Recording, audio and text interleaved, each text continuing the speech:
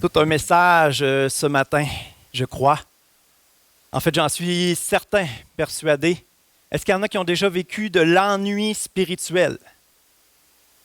Une torpeur, un désintérêt, zéro passion, aucune soif. Il y en a peut-être qui sont dedans en ce moment. Ce message s'adresse particulièrement aux chrétiens. Si vous êtes non-chrétien et que vous entendez ça, vous allez comprendre que les chrétiens sont imparfaits. Ce qui est une excellente chose. Les chrétiens, on est imparfaits, mais on a un Dieu extraordinaire qui nous aime et qui fait un travail extraordinaire dans nos vies, qui nous donne une vie formidable dans laquelle on néglige bien souvent d'embarquer. Ce matin, le titre du message, c'est « Fini l'ennui spirituel ». Et direct en partant, je veux vous dire que, chrétiens, si c'est votre cas, vous n'allez pas vous repentir de l'ennui spirituel. Vous n'allez pas dire à Dieu, « Ah, je suis désolé de m'ennuyer, de ne pas être intéressé, tout ça. » Parce que ça, c'est des émotions, ça. On va se repentir d'une toute autre chose. On va se repentir d'une chose qu'on oublie bien souvent dans nos églises évangéliques, églises protestantes. Un élément qu'on néglige un petit peu, et qui est en fait la source de la passion spirituelle. La source là, c'est contradictoire de dire une source d'une soif. Ce qui fait qu'on a soif spirituellement, qu'on a le goût de lire notre Bible, de prier et même d'aller à l'église. Alors, ce matin, on va parler de ce qui peut ranimer la soif spirituelle. Et ça a été un déblocage dans ma vie, dans une saison comme ça. Et non seulement ça a été un déblocage, mais ça a été une certaine révélation, une compréhension d'une simplicité incroyable, mais qu'on peut oublier, qu'on peut négliger, qui m'a soutenu par la suite. Alors, quand il y a quelque chose qui nous soutient comme ça, les expériences d'ennui spirituel, de torpeur, de désintérêt sont beaucoup moins bas. Parce qu'on a ça qui nous soutient et on a cet outil-là. Le Saint-Esprit nous rappelle qu'on a besoin parfois de remettre l'emphase sur cela. Ce qui se passe, c'est qu'il y a deux aspects qui nourrissent, qui stimulent la croissance spirituelle. Il y a deux aspects essentiels pour qu'on puisse grandir spirituellement. Avant de commencer, je voudrais qu'on prie. Seigneur, je te demande de parler à nos cœurs, chacun d'entre nous. Seigneur, je te prie pour des cerveaux attentifs. Je te prie pour des cœurs ouverts. Seigneur, viens nous aider, chacun d'entre nous, dans notre niveau de TDAH, qu'on a de la misère à être attentif. Seigneur, ce matin, qu'il y ait un désir tout simplement d'entendre une parole de toi, de se laisser toucher par toi pour que tu puisses nous donner vie. Que tu puisses ramener une passion, une passion de vivre dans ce monde, Seigneur, où il y a tellement une perte d'espoir, une perte de goût de vivre. Seigneur, que tu puisses faire une œuvre totalement opposée à ça ce matin dans les cœurs, dans le nom de Jésus. Amen. Un aspect qu'on peut oublier, un aspect même, je dirais, qui est oublié dans nos églises évangéliques en général. Voici les deux aspects qui sont essentiels. D'un côté, l'œuvre de Dieu en nous. On peut mettre le tableau. L'œuvre de Dieu à travers nous. L'œuvre de Dieu en nous ou la foi en action. Une œuvre intérieure et des œuvres extérieures. Des apprentissages théoriques. On comprend des choses, mais l'aspect pratique qui est tellement important. Le Saint-Esprit qui nous transforme, on collabore avec lui pour qu'il fasse un travail à l'intérieur de nous. Mais le Saint-Esprit qui nous fortifie, qui nous dirige pour qu'on ait un impact, qu'on contribue à rendre ce monde meilleur, qu'on contribue à l'avancement du royaume. Dans la prière, on a besoin de la paix, n'est-ce pas? Dieu est un refuge, une forteresse. Il nous donne la paix. Mais on a aussi besoin de la puissance du Saint-Esprit et sa direction pour faire une différence puis entrer dans la vie abondante qu'il y a pour nous. C'est important d'étudier la Bible, n'est-ce pas? Mais il faut la mettre en pratique. Que c'est bon, la révérence, l'adoration. On t'aime, Seigneur. Mais On ne doit pas juste être centré, avoir des bons temps de louange. On doit intercéder pour que les autres soient touchés, transformés. On doit entrer dans une guerre spirituelle. Non pas juste pour nous tenir bons, nous être bénis par Dieu, mais on doit passer à l'action. Et cet aspect-là est oublié dans nos églises. Pourquoi? Parce que ça fait partie de notre ADN. C'est au centre de notre ADN, au centre de notre théologie. Depuis la Réforme protestante, à cette époque, dans l'Église chrétienne, qui était l'Église catholique, on vendait des indulgences. On payait pour gagner notre ciel. On se faisait dire, il faut que tu sois une bonne personne, sinon le bon Dieu ne t'aimera plus. On mettait toute l'emphase sur les œuvres. Alors, Dieu a parlé à des gens avec un cœur sincère qui le cherchaient et qui leur a rappelé à travers la parole de Dieu que c'est par grâce qu'on est sauvé, par le moyen de la foi. Ça s'accueille, c'est quelque chose de gratuit qu'on doit juste accepter de recevoir. C'est un de nos versets qu'on cite le plus souvent, Éphésiens 2:8. C'est un cadeau de Dieu puis qui s'accueille par la foi. Ce n'est pas par les œuvres. Tu n'as pas besoin de performer pour que Dieu t'aime. Tu n'as pas besoin de travailler pour essayer de l'atteindre puis peut-être avoir un petit peu accès à sa présence. Priscille avait donné l'image d'une échelle qu'on monte humainement, c'est ce qu'on pense. Il faut monter, monter, monter pour avoir accès à Dieu. Mais le message de l'Évangile, la bonne nouvelle, c'est Jésus qui est descendu du ciel puis qui est venu sur terre, qui a lavé les pieds d'êtres humains. Et se laisser aimer par Dieu, se laisser aimer par celui qui a donné sa vie pour nous, c'est ça qui change tout. Ça, c'est le point de départ. Cet amour infini qui rentre dans notre vie. La puissance de ce message-là, de l'amour de Dieu immérité, est supposée produire un impact. Tu reçois un amour infini de la part de Dieu, tu es supposé répondre à ça. Oui, en l'aimant lui, mais en aimant les gens autour de toi. C'est juste logique, c'est juste normal. Mais dans nos églises évangéliques, on a tellement ramené l'essentiel et on avait raison de le faire sur la foi et on parle beaucoup de l'œuvre de Dieu en nous. Oh, remplis-moi, montre-moi ta volonté. Et là, si on fait juste ça, lui demander sa volonté, on devient une espèce de girouette. On lui demande sa volonté, mais il faut s'activer. Il ne faut pas être une girouette, il faut être comme un bateau qui avance, que Dieu peut diriger. Et tranquillement, on découvre de plus en plus sa volonté parfaite pour notre vie.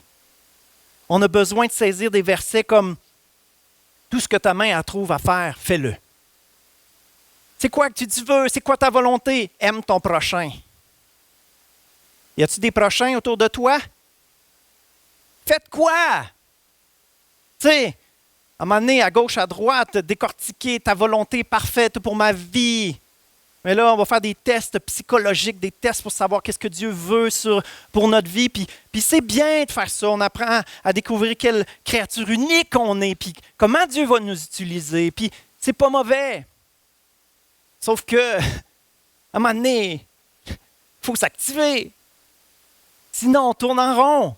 On est juste en dedans de nous-mêmes. Et ce qui va se passer, c'est qu'on va finir par plafonner.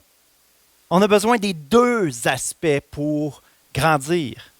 Oui, la foi est essentielle. Oui, la prière est essentielle. L'étude de la parole de Dieu est merveilleuse. Mais, ce qu'on étudie, il faut le mettre en pratique. La plénitude de Dieu, il faut que ça déborde, il faut que ça sorte.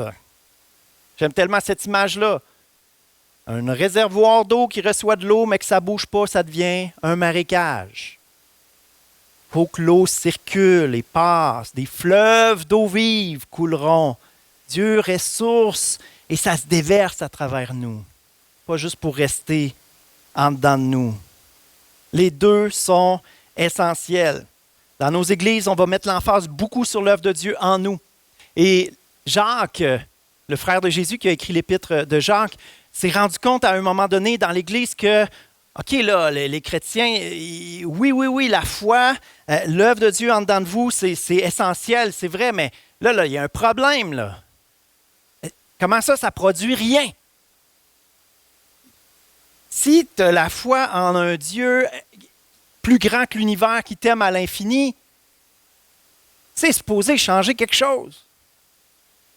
Je racontais à des jeunes cette semaine une image. Je leur disais, OK, sur la route, là, alors que je m'en venais vers l'église, malheureusement, j'ai été frappé, fait un face-à-face avec un 18 roues là, à 100 km/h. Mais tout a bien été, fait que je suis ici, là. Me croyez-vous? Dites-moi qu'est-ce qui est le plus fou? Cette histoire de 18 roues?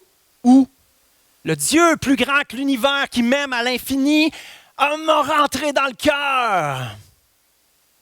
Mais ça ne change rien. Je continue ma petite vie. J'ai du fun, j'ai ma job. C'est quoi qui est le plus fou? Ça n'a aucun sens. Et c'est pour ça que Jacques dit, quelqu'un dira, toi, tu as la foi, et moi, j'ai les œuvres.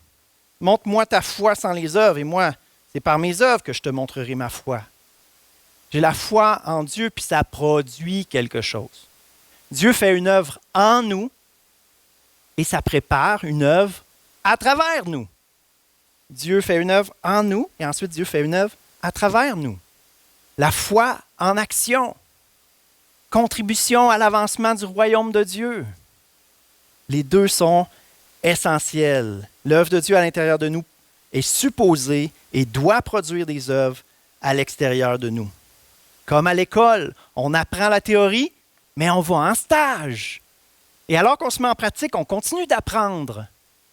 On continue d'apprendre de la théorie, mais un jour, on va sur le marché du travail et on contribue. Alors, l'apprentissage théorique est essentiel. L'apprentissage pratique, on apprend alors qu'on s'exerce.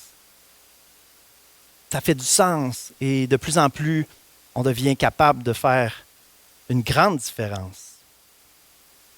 Voici un diagramme de la croissance du chrétien avec ces deux aspects-là. Une œuvre de Dieu en nous et la foi en action. L'œuvre de Dieu en nous est absolument essentielle. Et c'est vrai qu'elle est prioritaire. Laissez Dieu travailler notre cœur. La prière, l'étude de la Bible, découvrir qui est Dieu, découvrir son cœur à travers tout ça. Être guéri, restauré, et qu'on est malade. On a besoin d'être sauvé, mais quelle œuvre profonde de Dieu on a besoin dans notre âme, les blessures qu'on a eues, dans notre intelligence, et qu'on pense à nous-mêmes premièrement. On a besoin d'être transformé vraiment en profondeur, c'est vrai. Mais c'est supposé produire des œuvres. On n'est pas juste demandé à Dieu de nous guérir continuellement, mais il faut lui demander le courage, il faut se mettre en action, la foi en action. Parfois, on y croit pas, on n'est pas trop sûr, mais il faut faire le premier pas. Et là, on découvre la provision de Dieu, la grâce de Dieu, sa fidélité dans l'action. On persévère. On va aller même jusqu'à, ça c'est un miracle dans notre société, s'engager. Oh, je sais pas, non? L'engagement. Ça veut dire que tu y crois tellement que tu dis, je vais être fidèle, puis je vais porter une charge. Je m'engage à le faire. Ça, c'est un miracle aujourd'hui. Parce qu'aujourd'hui, on aime, je vais voir si ça m'adonne à ce moment-là. On est comme ça, parce que mon temps est important, j'ai beaucoup d'obligations, fait que prendre une charge, m'engager, je peux pas. Je peux pas parce qu'il y a d'autres choses qui prennent de la place. L'engagement, la puissance. Si mon problème, ce qui est le cas, c'est de me discipliner. Dans ma nature, c'est ça qui est difficile pour moi. Me discipliner à lire ma Bible, à prier. Je suis plus un gars naturellement d'action. J'aime être avec les gens. Donc, C'est ça mon combat, c'est ça mon défi. Et je suis certain qu'il y en a plusieurs que c'est leur cas. Et bien souvent, ce qu'on va faire, on va essayer de se motiver. Hein? À chaque début d'année, on prend une résolution. Ça t'offre, ça dure le temps que ça dure. Hein? Alors, de plus en plus, on est dans un certain cycle comme ça. Et de plus en plus, on est découragé parce qu'on se rend compte qu'on n'y arrive pas, c'est pénible. Et on finit même par se dire, ben, je vais me contenter de l'ordinaire, là, parce que c'est moins décevant. Ce qui se passe, c'est, on revient au diagramme, des choses extraordinaires qui se produisent. Et c'est les flèches qu'on voit en bas.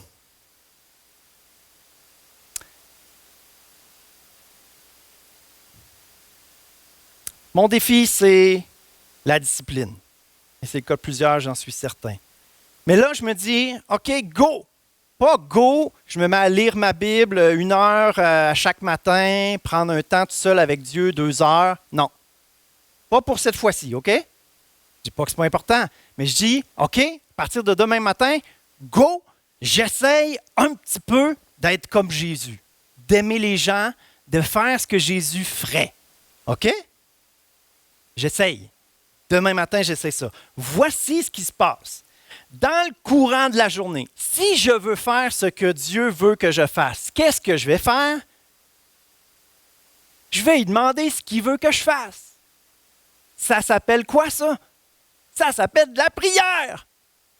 Moi qui avais de la misère à prier, tout d'un coup, ça devient un automatisme de demander à Dieu qu'est-ce qu'il veut que je fasse. Incroyable, non? Ce qui se passe, là, je suis comme ça 2-3 jours, il me semble que c'est pas pire, c'est intéressant, tu sais. Mais là, on dirait, là, oh boy, je suis confronté là, à certaines limites. J'y arrive, là, mais je suis vite limité, là, tu sais.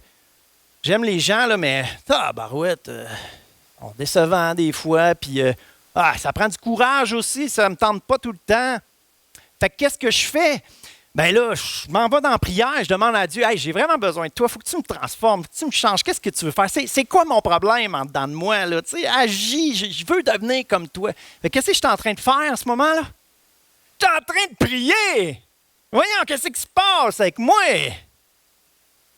Fait que là, j'expérimente de quoi? Il me semble, Dieu, il me fortifie, puis ça me donne le goût, tu sais, on dirait une petite passion, là.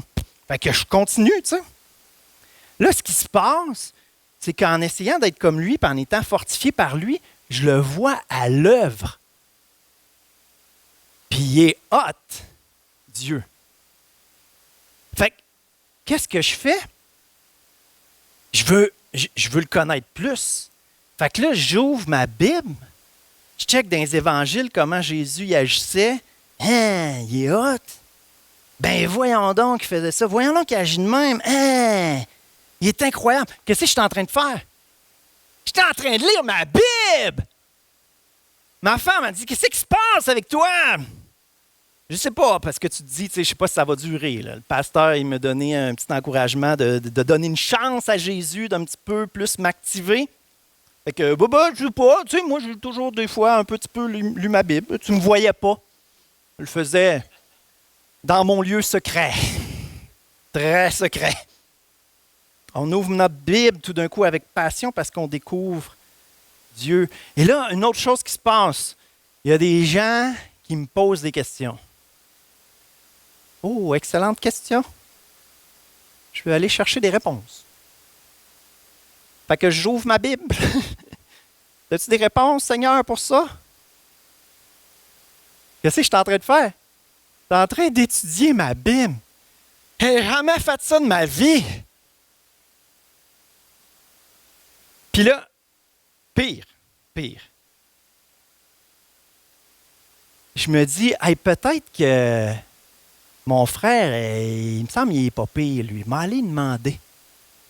Fait que là, j'ai un ami, quelqu'un, tu sais, que je parle, puis il me posait des questions, pourquoi j'agis comme ça, qu'est-ce qui se passe avec moi, puis là, j'ai dit, j'essaie d'être comme Jésus, ah ouais, pourquoi, puis là, il me pose des questions, puis, fait que, qu'est-ce que tu en penses, qu'est-ce que tu dirais, toi?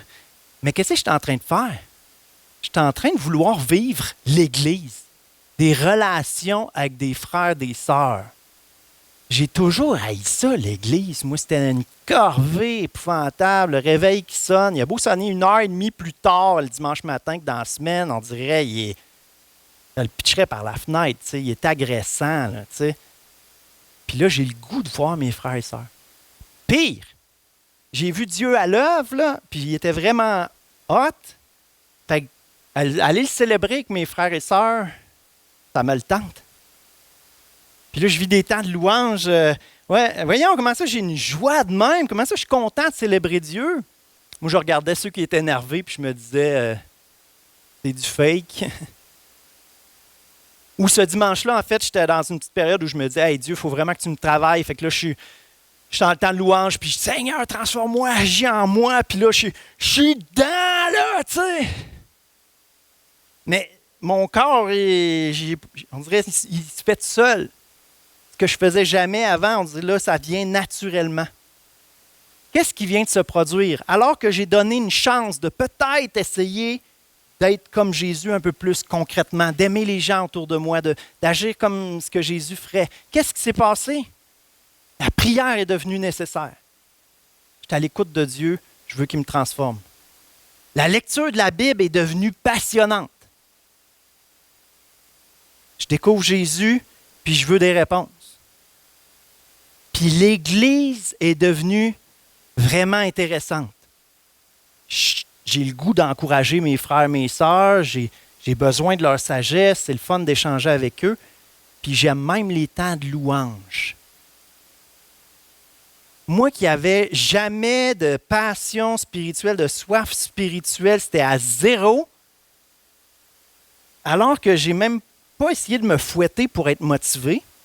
C'était même pas une question de résolution. Là. Ah ouais, lis-la ta Bible. Je me suis plus juste dit, hey, je vais essayer d'être comme Jésus. Puis ça, là, c'est arrivé là, miraculeusement de nulle part. Je suis passionné de Dieu, puis j'ai soif. J'en veux plus. J'aurais jamais pu penser ça. Les voies de Dieu sont souvent comme ça. Ils ne fonctionnent pas de la même manière que nous. L'être humain, ce qu'on pense, c'est qu'il faut se fouetter, se motiver, s'engager de toutes nos forces, puis là, on va y arriver. Puis lui, Dieu, il avait comme... Ouais, franchement, c'est écrit dans la Bible, mais là, en pratique. C'est écrit dans la Bible, aimez-vous les uns les autres. C'est écrit dans la Bible, aime ton prochain comme toi-même. Puis, c'est quoi le problème, donc?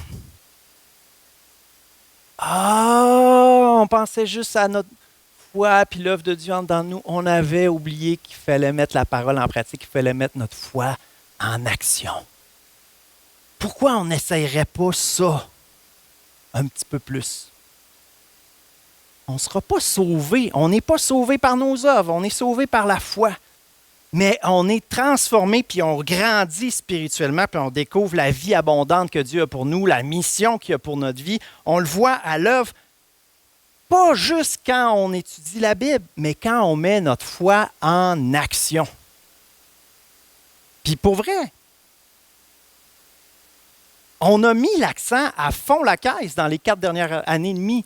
Ça fait 4 ans et demi que je suis là, puis je prêche l'Évangile, je prêche l'œuvre de Dieu profonde que le Saint-Esprit veut faire en dedans de nous. On est comme, il faut être authentique entre frères et sœurs, ouvrir nos cœurs pour laisser Dieu travailler notre cœur. Puis il faut découvrir notre mission. Qui suis-je, Seigneur? Dirige-moi. On le fait, on le fait, on le fait, on le fait, on le fait. C'est au cœur de notre théologie. Ceux qui prêchent, on aime la parole. Fait qu'on vous prêche la parole, on vous parle de hey, il faut que vous lisiez votre Bible, c'est merveilleux. On fait des exhortations le mardi, on est passionné de la prière. Ah oui, il faut que vous veniez à l'église, il faut que vous priez. On pense à ça tout le temps parce que Dieu a mis ça en dedans de nous. Mais peut-être que les gens ont besoin, puis c'est vraiment une conviction sur mon cœur. L'Église, en général, a besoin de comprendre que c'est bien beau l'œuvre de Dieu en dedans de nous, mais il faut que ça se traduise par des actions concrètes. Amen? Amen. Et c'est là que la passion, c'est là que la soif spirituelle va revenir. On n'en reviendra pas.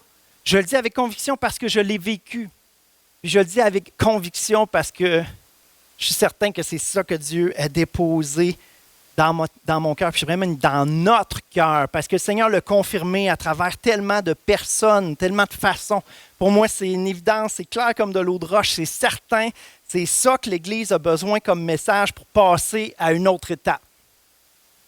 C'est ça que l'Église a besoin pour sortir de l'infirmerie, puis se réactiver, s'activer. C'est ça que l'Église a besoin pour sortir de l'école, puis aller en stage ou sur le marché du travail.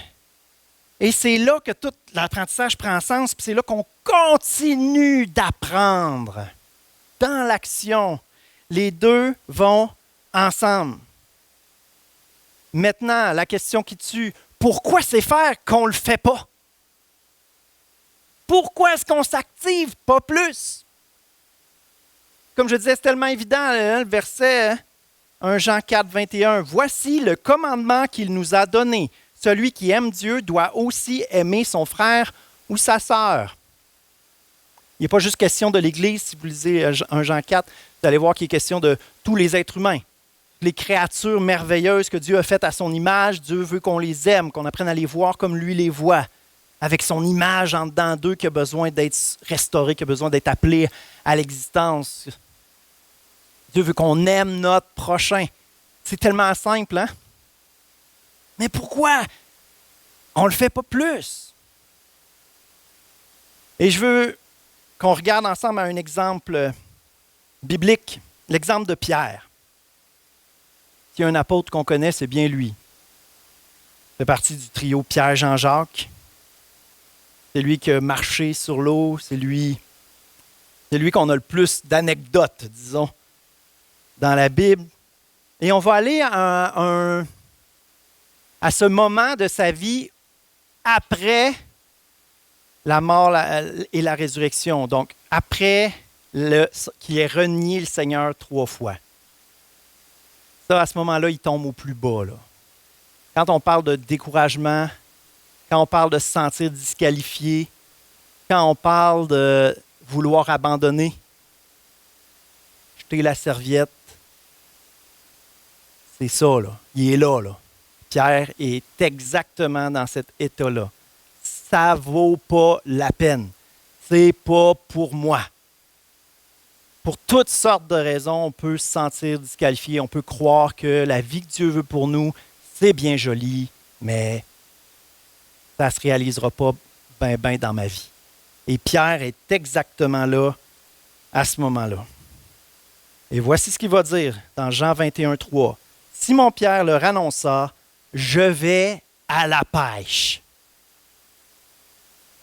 Ils lui dirent, « Nous aussi, nous allons avec toi. » Et ils partirent et montèrent dans la barque. C'est triste quand même qu'il y en a d'autres qui ont embarqué avec lui. Et lui, sa réaction dans cet état d'esprit-là qui est par rapport à Jésus, par rapport à lui-même, par rapport à sa vie, son avenir, comme je m'en vais à la pêche. Ça veut dire je m'en retourne à la pêche. Parce que c'est ça qu'il connaît. Avant de passer 3 ans avec Jésus, c'était ça son métier. Donc il retourne à ce qu'il connaît, il retourne à ce qui est bon. Puis tu sais, on s'entend, c'est une bonne chose, là. Il ne fera pas de mal là, il ne fera pas de péché, là. Quelqu'un dit, hey, je vais faire de l'argent, là, puis je financerai la job des autres disciples. Là. Moi, fini pour moi, là. Tu sais, on est du bon monde, les chrétiens, là, en général, là.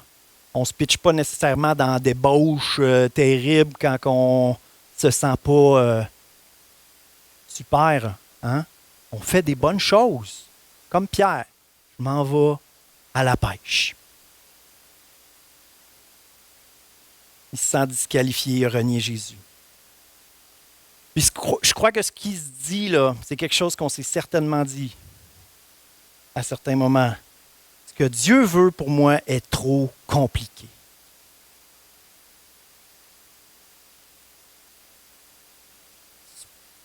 Pas pour moi. Enough for me. Pas pour moi. Je vais y aller avec ma tête. Je vais y aller avec ma sagesse. Le gros bon sens. Je vais faire des bonnes choses. Là. Mais ce que Dieu veut pour moi, là,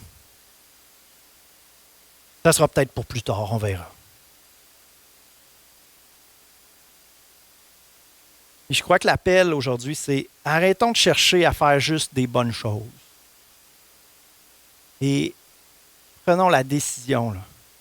Prenons position dans notre propre vie, pour notre avenir, pour cet après-midi, là, de faire ce que Dieu veut qu'on fasse. D'arrêter de se contenter de faire des bonnes choses, mais de chercher celles que Dieu veut qu'on fasse. Peut-être qu'on fait déjà plein de bonnes choses, mais chercher, il est où Dieu là-dedans? On fait des bonnes choses juste avec notre intelligence, notre sagesse à nous. Demandez à Dieu comment il veut agir là-dedans. Quelle différence il veut faire dans la vie? C'est quoi les besoins vraiment de ces personnes-là? Comment il veut m'utiliser? Être ouvert aussi à ce qui nous sorte de notre confort, qui nous dirige à faire des choses qu'on n'a pas l'habitude de faire. Chercher sa volonté, tout simplement. Être à l'écoute tout au long de la journée. Qu'est-ce que tu veux que je fasse? Et à la base, tout simplement, d'aimer les gens autour de soi, de s'intéresser à eux, les écouter, leur poser des questions.